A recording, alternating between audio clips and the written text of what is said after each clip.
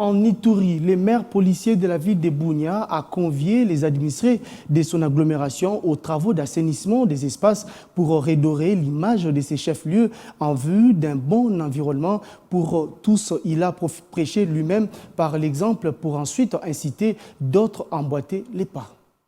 Mieux vaut prendre les changements par la main avant qu'ils ne vous prennent par la gorge. Nous sommes à l'ère du changement dans la ville de Bunia, actuellement en phase de sa modernisation en vitesse de croisière. Celle-ci mérite d'être bien entretenue à travers le Salongo, travaux communautaires en devoir de tous citoyens en vue de maintenir les clans du développement. Pour ce faire, le maire de la ville de Bunia a personnellement participé au Salongo ce samedi 6 mai en vue d'éveiller la conscience patriotique des habitants de la ville à l'exécution tous azimuts de ses devoirs civiques. Dans la Deuxième République, le Salongo était obligatoire. De 6h à 10h du matin, on doit travailler.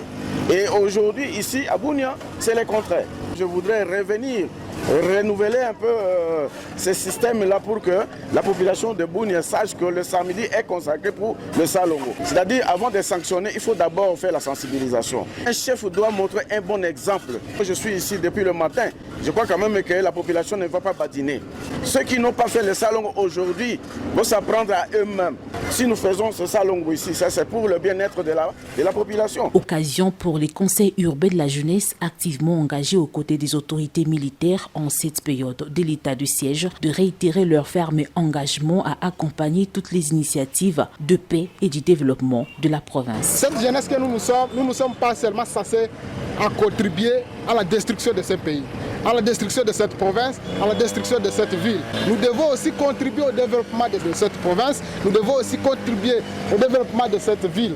Et la jeunesse ne doit pas certainement rester en train de critiquer, mais la jeunesse doit certainement participer pour la reconstruction de notre chère province.